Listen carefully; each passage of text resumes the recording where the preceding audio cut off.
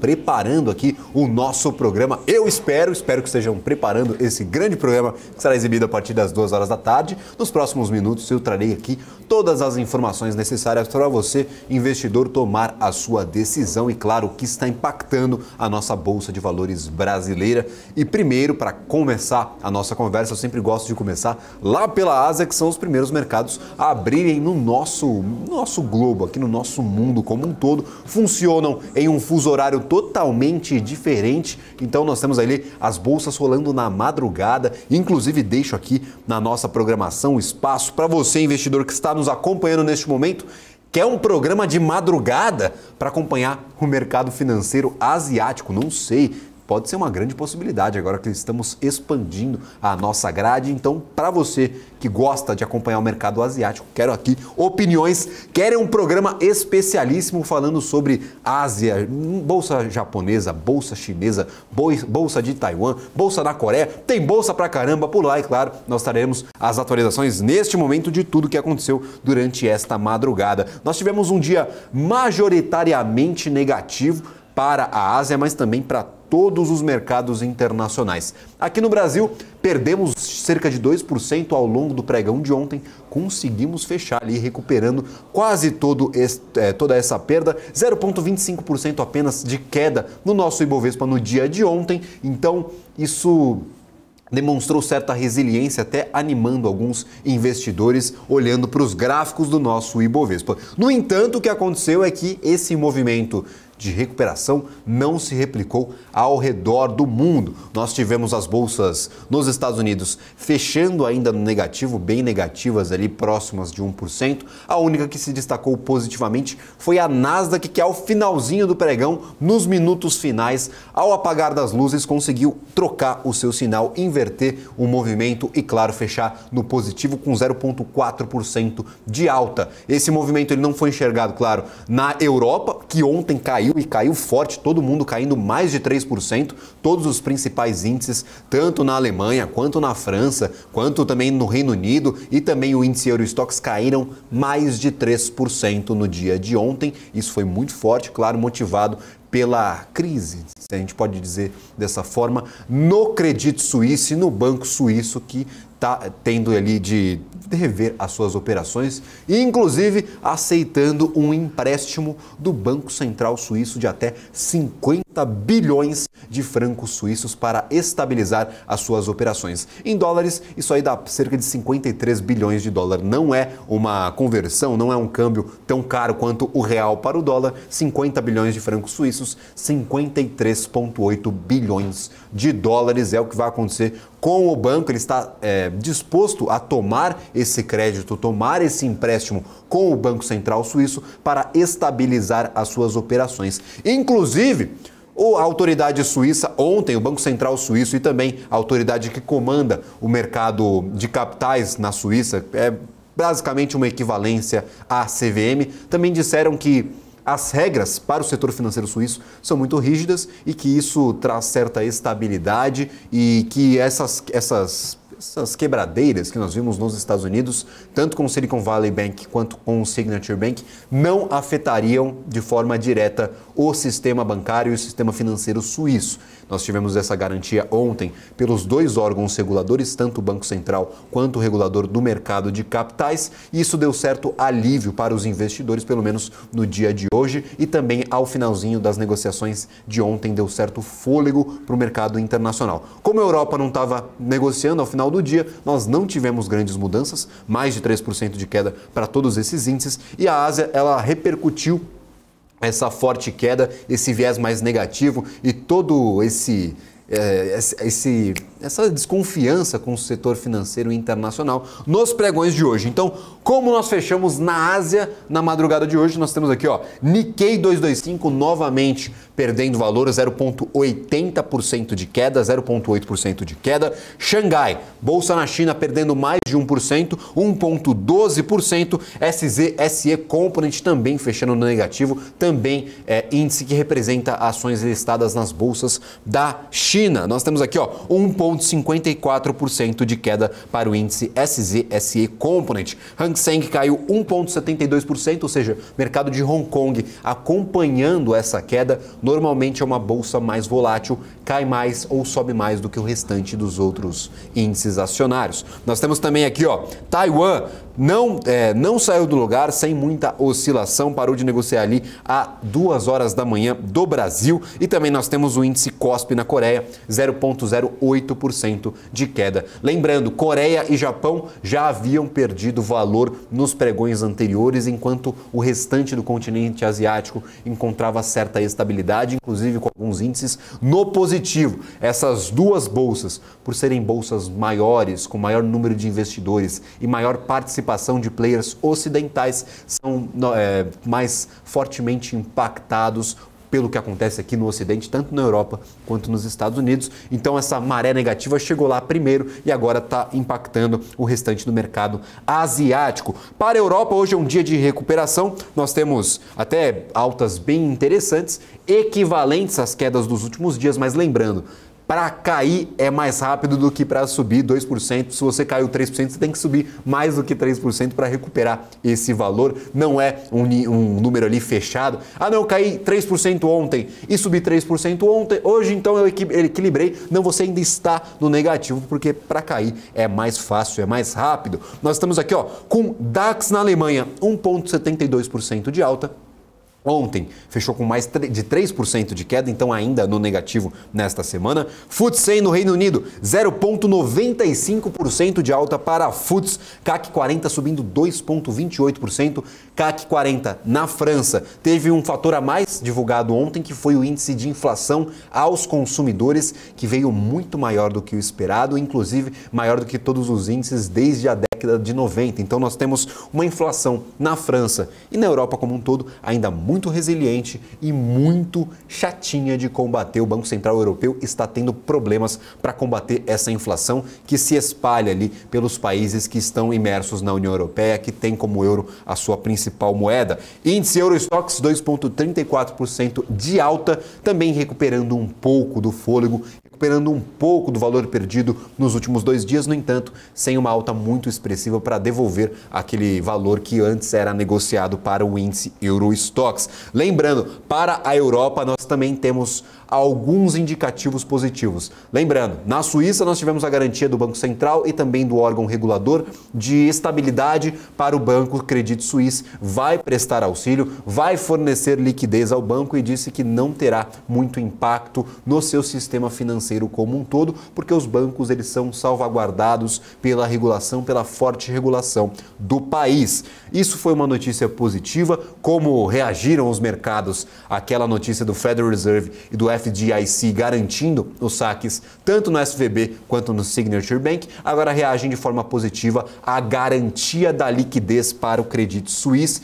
São situações diferentes, o Credit Suisse não quebrou, nenhum depositário vai perder o seu dinheiro que estava depositado no banco, no entanto, estava enfrentando problemas com a liquidez e com as suas operações. E agora nós temos, claro, esse órgão regulador e o Banco Central do país fornecendo a liquidez. Segunda notícia positiva para o continente europeu. Nós tivemos hoje a alteração na política monetária europeia. A expectativa era de 50 pontos base de alta.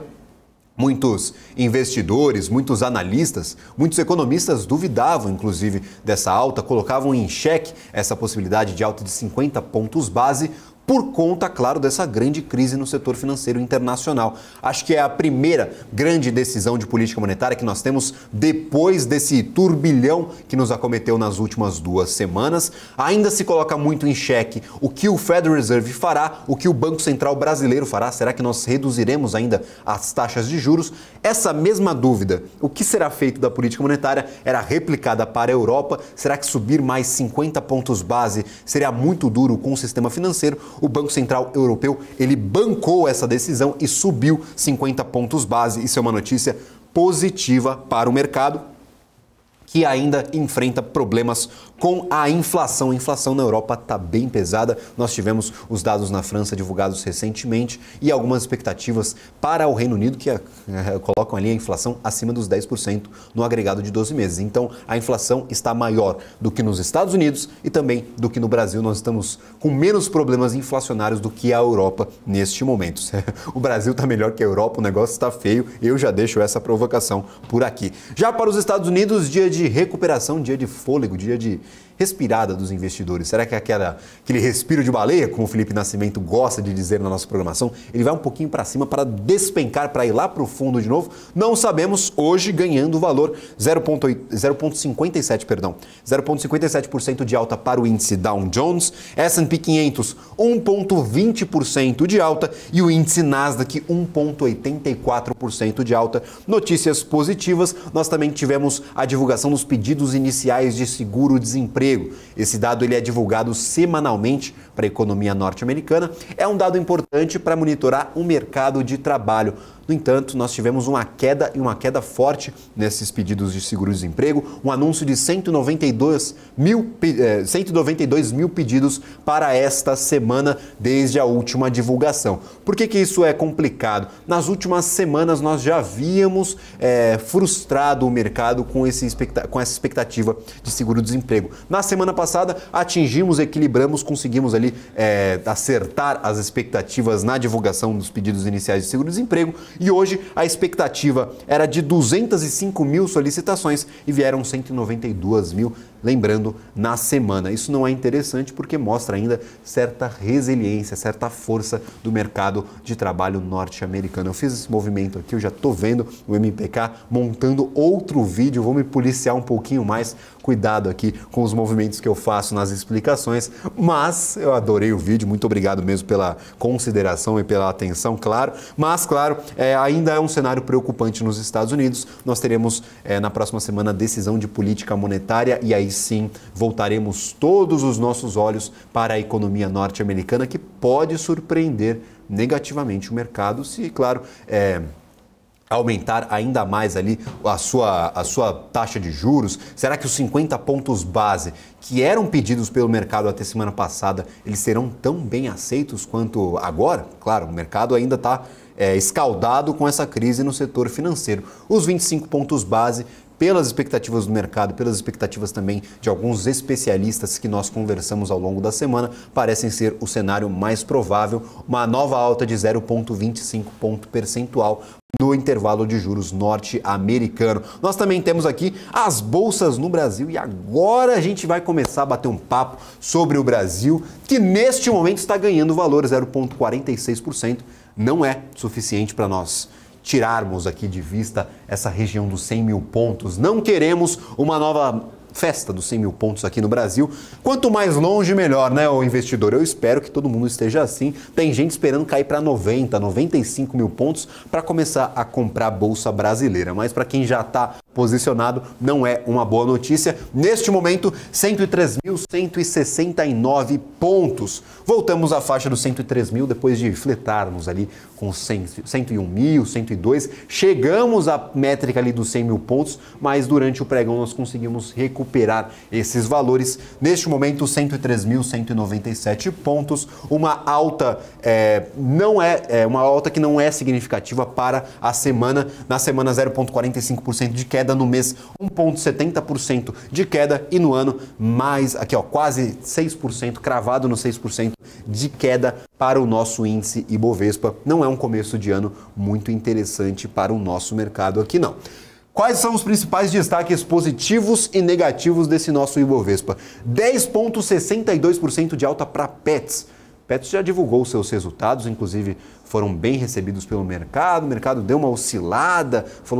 O CEO da companhia disse que 2023 é um ano de virada para a empresa, vai abrir novas lojas, vai explorar as suas operações, vai começar a dar um lucro um pouco mais expressivo. No entanto, o que despertou aqui a vontade do investidor de aportar o seu recurso em Petz 3 no dia de hoje foi a entrada de um grande fundo de investimento com a participação de cerca de 5% no ativo. A participação era quase nula e agora o fundo entrou pesado na empresa, aproveitando essa negociação de Petz que está aqui, ó, nos seus R$ 6,99, já somando com essa entrada de 10,78%, com essa alta de 10,78%. No ano, o ativo sobe 11%, então está quase no 0 a 0 aqui, ó.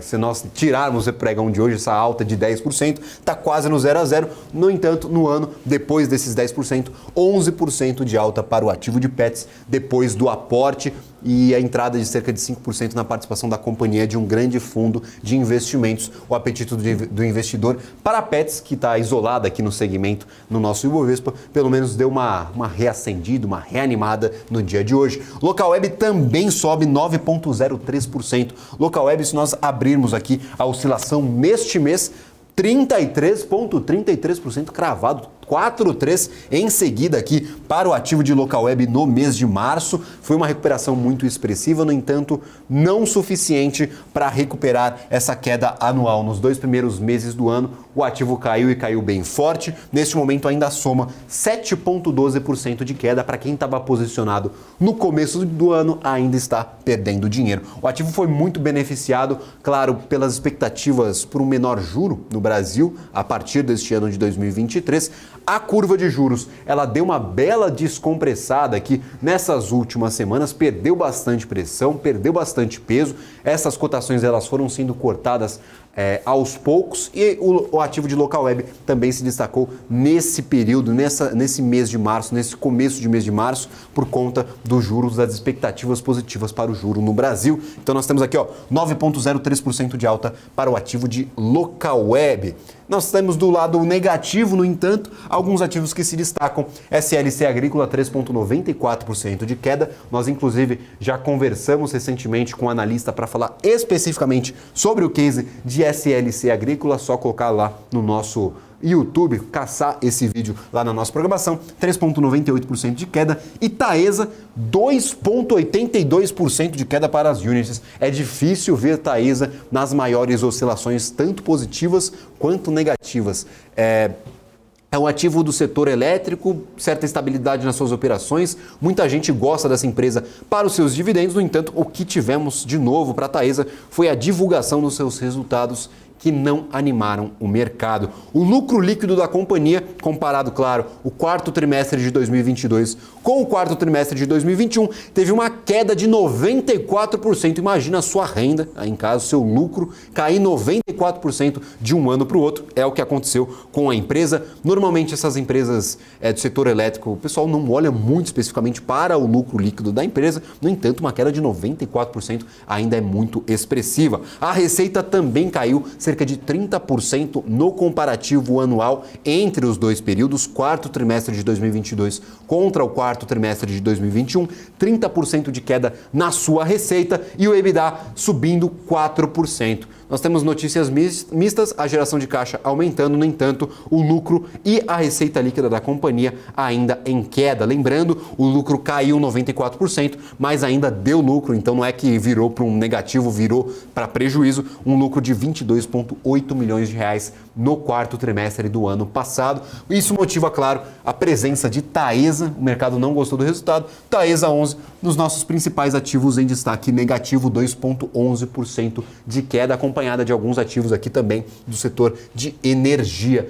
A gente vai para um rápido intervalo, na volta eu trago mais notícias, mais ativos aqui para a gente discutir, claro, participação de grandes especialistas do mercado para elucidar um pouco toda essa situação, o que vai acontecer com esses ativos que reportaram seus resultados e não foram tão bem recebidos pelo mercado, o que acontecerá com o sistema financeiro internacional, agora que o banco Credit Suisse está sendo aportado ali pelo governo, vamos dizer dessa forma. O governo está bancando essas operações de Credit Suisse com o empréstimo, é verdade, mas ainda bancando toda essa situação. Daqui a pouco a gente volta com mais informações do mercado financeiro.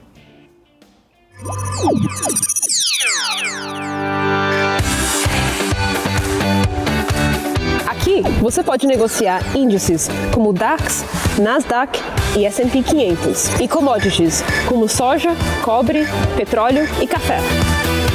Além de ações e ADRs das maiores empresas do mundo, como a BMW, Google, Apple, Netflix e Disney.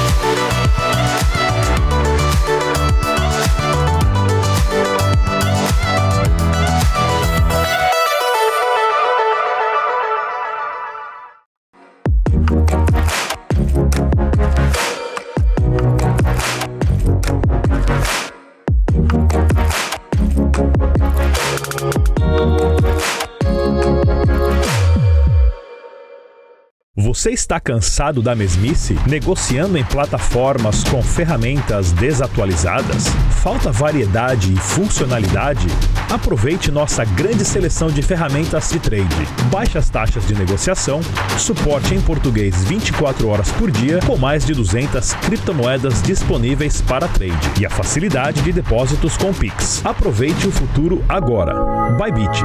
Abra sua conta hoje mesmo. Bybit.com.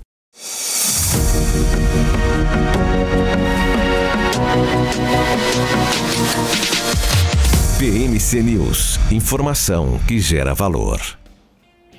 Maravilha, estamos de volta. Eu estava dando uma olhada aqui no nosso chat. Tinha gente perguntando como é que a expectativa está menor pelos juros com a inflação em 0,84%, como foi a última divulgação. Não pergunte para mim, eu não faço a mínima ideia por que o mercado está tão animado com essas expectativas de reforma tributária, por que o mercado está tão animado, claro, com o novo arcabouço fiscal. A gente viu juros na semana passada despencarem. Teve dia que caiu até 2% ali para alguns DIs negociados de contratos futuros. Então, a gente tenta entender como funciona a cabeça do mercado financeiro, como essas hipóteses. No entanto, mesmo ainda muito difícil para o Brasil, o mercado ainda estava precificando um juros menor do que estava sendo negociado há pouco tempo atrás, muito por conta de rumores de uma possível reforma tributária, de rumores de um novo arcabouço fiscal. Não sei se tem gente com informação privilegiada aí diretamente do governo, mas é o que estava acontecendo recentemente. Às vezes a gente também traz algumas notícias, algumas informações. O ativo X está caindo por causa disso, o ativo Y está caindo por causa disso.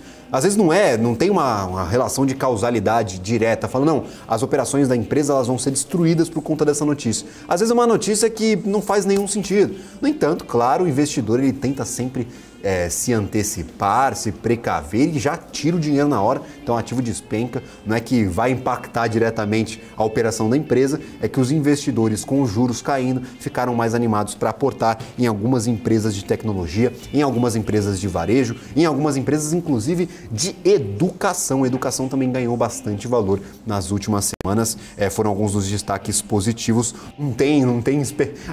Às vezes a gente tenta entender por que o mercado está tão animado ou está tão pessimista. Por exemplo, o começo do ano foi muito animado, o mercado disparou, a gente viu a bolsa aqui ganhando um pouquinho de valor, o mercado norte-americano ganhando muito valor. Quem estava posicionado lá nas bolsas nos Estados Unidos estava ganhando bastante valor. Mas por quê? Quais os motivos? O cenário macroeconômico ainda era o mesmo? Os juros ainda eram um desafio, a questão ali do crédito também já era um desafio posto. É que a gente teve, claro, alguns grandes choques que ligaram na cabeça do investidor. Falou, é verdade, ainda estamos em um período de pré-crise aqui, pré-recessão, ainda está muito estranho. E aí os mercados voltaram aos seus patamares do início do ano. No entanto, claro, a gente tenta entender, não concordando com o mercado em algumas ocasiões. A gente só fala o que está acontecendo aqui com a nossa Bolsa de Valores. Eu trouxe o mercado de criptoativos justamente para lhe explicar essa questão. Não lhe explicar especificamente, mas explicar para todo mundo que está nos assistindo por que raios o Bitcoin está disparando desse jeito. Opa, quase caí de novo. Por que raios o Bitcoin está disparando desse jeito, sendo que a gente está com uma crise no setor financeiro internacional, a aversão ao risco, as bolsas nos Estados Unidos estão despencando, aqui no Brasil a gente está perdendo bastante valor. O que está acontecendo? Não dá para entender, porque nos últimos 4 dias, desde sábado passado, nós tivemos uma alta muito expressiva para o Bitcoin, veio para a máxima do ano, 26.553, sendo que o Silvergate Bank, que era um banco tradicionalíssimo na prestação de serviço para o mercado de criptoativos, encontrou problemas com as suas operações, o mercado ficou muito oriçado. A gente teve 2 bancos nos Estados Unidos que quebraram, Credit Suisse tendo problemas com as suas operações, e o mercado de cripto aqui, ó, $26.553. Foi dos 19 o Bitcoin até os 26 mil, então foi uma alta muito expressiva, quase 25% de alta para o ativo. Neste momento, 24.775, no entanto, ainda é um alto patamar, tendo como comparação, claro, o momento em que vivemos. Então, o mercado, muitas vezes, ele toma atitudes que não condizem com o que está acontecendo, mas, claro, todo mundo está tentando antecipar um movimento de alta, está tentando antecipar uma grande notícia positiva. Talvez a crise no mercado financeiro internacional desperte o instinto da população global para o mercado de criptoativos, mas claro, isso são teses. O que a gente vê aqui repercutindo no mercado é uma coisa totalmente diferente. Hoje, 1,60% de alta para o Bitcoin.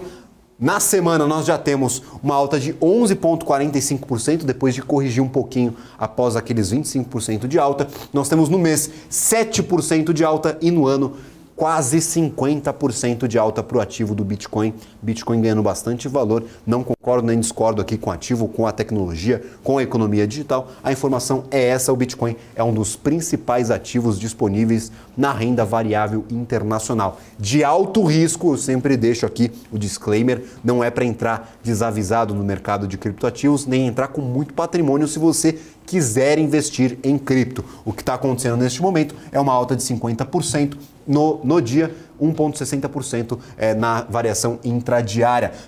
Aqui eu estou com a minha variação do ano. No dia nós temos também altas um pouco mais expressivas do que a do Bitcoin. SNX 8,12%, WTC 1,55%, AVE 1,29%, nós temos aqui o BTC 1,63% e o Ethereum, que é o segundo maior criptoativo do mercado. Eu tenho aqui inclusive separado o mapinha de Ethereum comparado ao dólar. Neste momento, em certa estabilidade, 0,19% de alta. No entanto, acompanhou essas fortes altas do Bitcoin nos últimos dias. Então, a criptoeconomia ela tem muito disso. É uma renda muito volátil, muito pouco estável. É difícil saber para onde os criptos vão. A gente estava num cenário de 15 mil dólares para o Bitcoin no final do ano passado, 19 mil dólares no final da semana passada e agora 24 mil dólares. Então, foi um salto muito expressivo. Voltando ao nosso mercado tradicional, as coisas aqui estão um pouquinho mais divididas. Nós temos um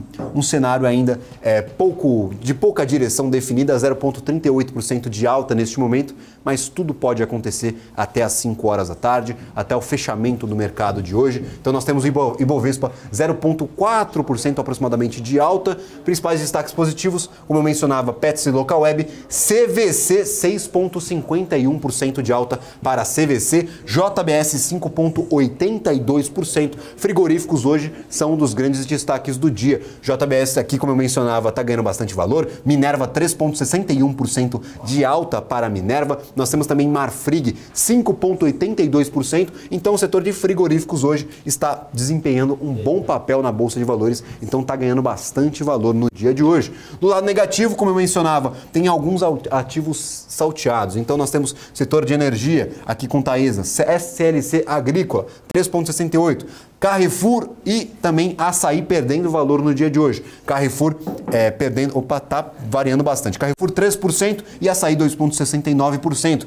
Qualicorp, novamente aqui nas principais quedas, é que eu faço questão de trazer esse agregado anual de 26% de queda só nesta semana, nesses 5 dias, nesses 4 dias que nós tivemos de semana aqui para o mercado de ativos na Bolsa de Valores, 10% de queda só nesta semana. Então, Qualicorp sofrendo bastante e Cosan continua em queda. Lembrando, o petróleo no dia de ontem teve uma queda muito expressiva.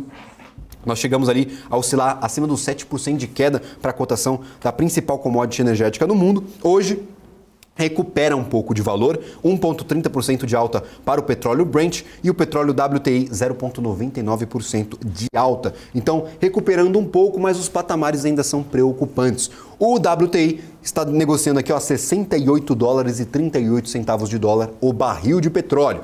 Para o petróleo Brent, nós temos $74,57 de dólar. Essa notícia, essa queda expressiva assustou o mercado, assustou os investidores das companhias do setor de commodities energéticas e nós tivemos uma queda muito expressiva. Cosan é um dos principais destaques, ainda cai no dia de hoje. Tem gente falando que é um absurdo, porque, claro, uma holding, se você somar todas as companhias que tem ali dentro do seu portfólio, é um valor extremamente descontado para Cosan. Cosan, neste momento, 1,67% de queda no ano, já 17% de queda para o ativo de Cosan. Nós também temos uma situação parecida com a Simpar. O desconto de holding de Simpar também é muito alto. O que será que está acontecendo com as holdings nesses últimos anos? Nós vamos discutir tudo isso, mas claro, depois do intervalo com o Alex André, já está chegando aqui na nossa programação, depois do nosso intervalo comercial. Eu trago o Alex André, especialista de investimentos da Sara Invest, para bater um papinho com a gente, mas claro, depois do anúncio dos nossos patrocinadores. As empresas que fazem parte do seu dia a dia estão em uma das maiores bolsas do mundo, a Nasdaq.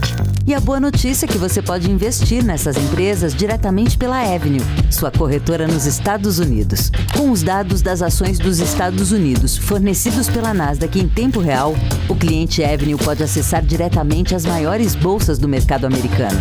Entre neste mercado de tecnologia e inovação. Acesse avenue.com.br/Nasdaq e seja bem-vindo ao mercado global.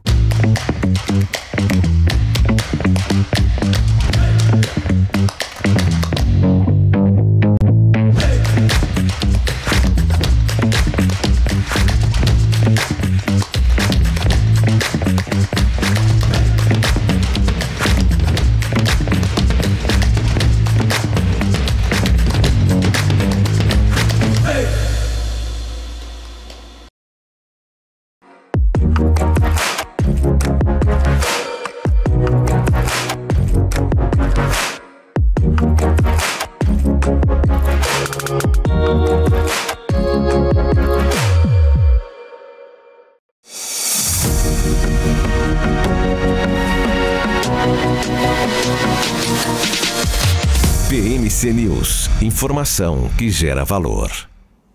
Estamos de volta com a programação e, claro, já vou chamá-lo aqui para conversar conosco. Alex André, especialista de investimentos da Sara Invest. Alex, muito obrigado pela participação de hoje. É sempre um prazer tê-lo por aqui.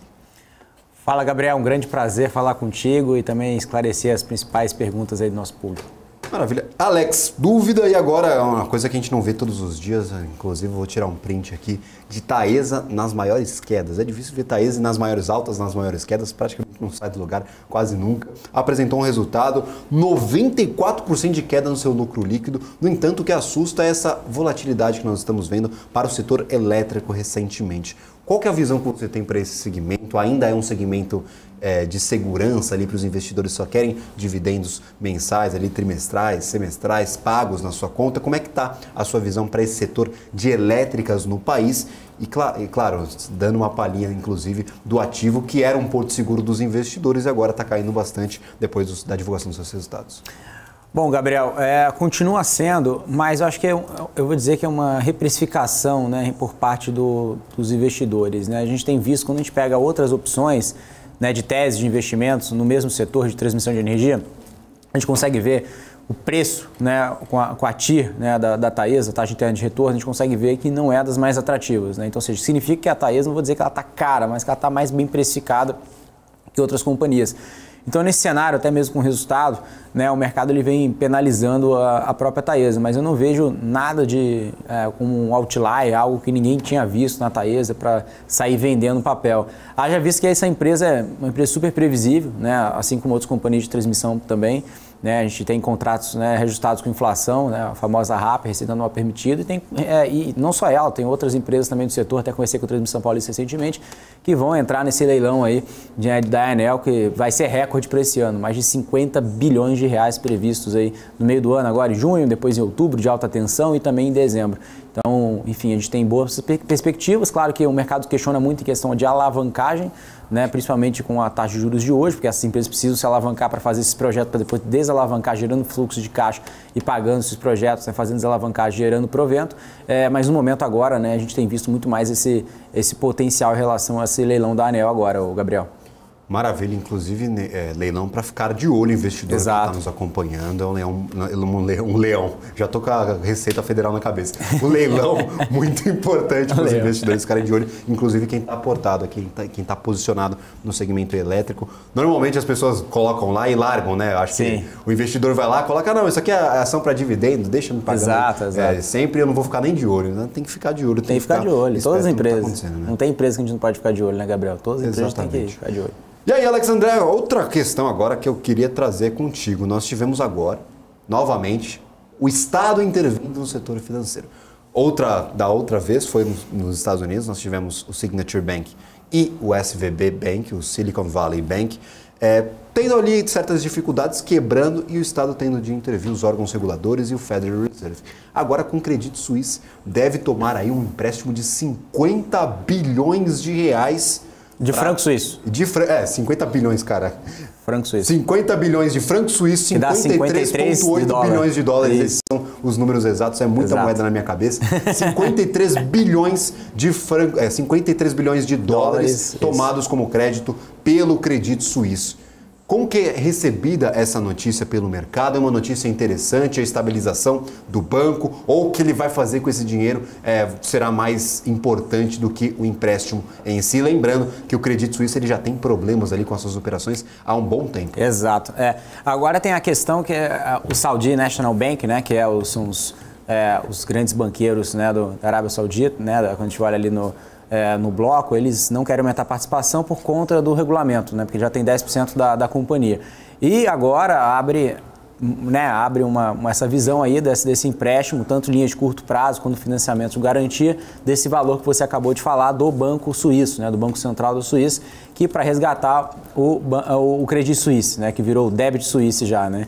Mas um ponto importante aqui, tirando esses rumores, né, tudo que tem colocado, não é rumores, né, notícias que foram relacionadas ao papel, tem a questão do Safra, né, não sei se a gente também noticiou ao longo do dia, né, que o Safra, né, o braço de investimentos aqui do Safra, né, a família Safra, pode entrar junto ao Credit Suisse também para fazer um aporte, né, já que José Olímpio, né, que é o CEO, né, do Credit Suisse, ele tem um relacionamento muito próximo ali da família Safra e poderia costurar também uma possível parceria, digo no sentido de aporte, né, no capital do Banco Suíço, além desse resgate. Então, além disso, Gabriel, fica muita dúvida em relação à liquidez do banco, né, depois dessas últimas quedas, mas um ponto importante é a venda de ativos, né, ou seja, será que o Credit Suisse vai conseguir vender seus ativos? Né? A gente tem vários ativos aqui dentro do banco para conseguir realmente ter uma estrutura mais enxuta, focar no que realmente dá mais dinheiro, né, e, enfim, focar ali mais no private, né,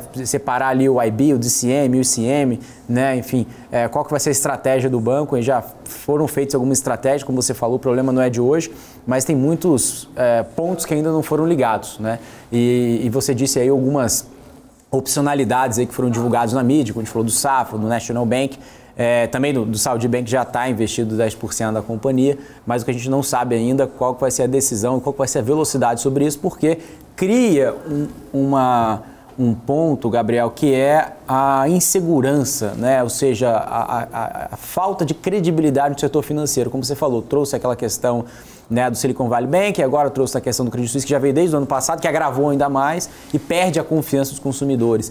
E essa perda de confiança no sistema bancário, ela é muito preocupante, porque pode ter uma corrida bancária, né, pode ter, como teve ali, né, foi estopado por causa do Fed, que chegou, olha, vou resgatar, agora veio o Banco Suíço que falou, olha, eu também vou resgatar, mas tem que tomar muito cuidado, porque o sistema bancário, ele está vivendo ali um momento de insegurança muito forte e qualquer estalo, né, qualquer notícia negativa, a gente pode ver, enfim, os setores, empresas do mundo inteiro, até as mais sólidas, podem sofrer ali, né, pelas beiradas, esses impactos dos bancos que estão mais frágeis agora nesse momento. Maravilha, Alex André. Outra notícia que eu gostaria de discutir aqui no nosso programa é o Mercado Livre, que é o grande nêmesis aqui de todas as grandes varejistas digitais do país. A gente sempre fala que a entrada do Mercado Livre e da Amazon no Brasil dificultou um pouco o crescimento dessas companhias como Magazine Luiza, como a própria Via Varejo, hoje apenas Via. Neste momento nós temos Mercado Livre se posicionando no país e anunciando para esse ano de 2023 um investimento de 19 bilhões de reais só aqui no país. Como é que isso vai mexer com o nosso mercado? Será que ainda há expectativa positiva para essas empresas? Será que essa disputa vai ficar ainda mais acirrada agora, Alex André? Porque o Mercado Livre parece que vai entrar pesado no Brasil neste ano de 2023. Já está bastante presente, mas agora com 19 bilhões para investir no ano. E no meio da crise do varejo, né? Com um custo de capital altíssimo, né? Acho que a melhor frase para definir é assim, nadando contra a maré. Porque no momento que as empresas tinham que ser mais conservadoras, cortando o custo, né, focando ali em áreas realmente mais rentáveis, eles estão falando, agora que eu vou pisar no acelerador, me lembrou, não estou dizendo que vai acontecer isso, tá? Eu gosto muito do Mercado Livre, das operações, né, do Mercado Livre, mostrou-se um sucesso até o momento, né? Mas o que a gente observou, uma estratégia que foi meio parecida, que eu gosto também muito da companhia, inclusive já visitei e conheço os executivos, que é o Grupo Mateus. É uma baita operação, inclusive até mesmo faturamento, até passou o GPA. Claro, não estou falando de atacarejo, estou falando de como um todo, porque tem elétrico, contribuiu bastante. Mas um ponto que eles pisaram muito no acelerador, né? Eles pegaram o dinheiro da IPO, fizeram muitas lojas, e isso, enfim, a gente vê ali um aumento de despesa muito alto, né? E também teve ao mesmo tempo, durante a pandemia ali, teve aumento de insumos, né? Então o custo subiu muito forte para aumentar suas operações, e isso o mercado não gostou, né? Porque a companhia pisou muito forte no acelerador em crescimento de loja. Isso a gente pode ver, por exemplo, o Pets, outras companhias também, né? Que vem crescendo muito rápido, né? Em crescimento de novas lojas, enfim. Mas não estou falando de loja específica, estou falando de CAPEX, né? De investimento, de crescimento. Tem que tomar muito cuidado o quanto disso vai trazer de rentabilidade, né? Acho que esse é um principal conversa, assim, né? Não, lógico, o tamanho do CAPEX impressiona muito, né? O tamanho de investimentos, mas acho que um ponto que fica é o quanto disso vai dar retorno, né? Qual que é a rentabilidade desses projetos, né? Que o mercado ainda está começando a fazer essas contas. Maravilha, embora nós tenhamos essa notícia no dia de hoje, aqui o setor de varejo tem maioria no positivo. Destaco, claro, os concorrentes diretos, se nós falarmos das operações digitais. Magazine Luiza, 3,67% de alta neste momento. Via Varejo está do lado oposto, 2,36% de queda, então sem muita decisão aí do mercado. Uma notícia negativa, positiva para essas empresas especificamente. Alex André, muito obrigado pela participação de hoje. Seja sempre muito bem-vindo no nosso BMC Stock. Obrigado, Gabriel. Sempre um prazer. Maravilha. Eu também vou ficando por aqui, lembrando para você, investidor que está em casa, não saia da nossa programação, porque a partir de agora começa o BMC Market, depois do intervalo, Alexandre Cabral, Alan Gani e Felipe Nascimento repercutindo os principais assuntos do dia. A discussão hoje vai ser maravilhosa e, claro, convido todo mundo a interagir com essa discussão pelo nosso chat no YouTube. Então, para você que está assistindo lá pelo nosso portal de notícias, pelo Profit, também liga o YouTube e manda suas contribuições no nosso chat ao vivo. Eu vou ficando por aqui, volto só às 4 horas da tarde com o BMC Top News. Um abraço, tchau, tchau.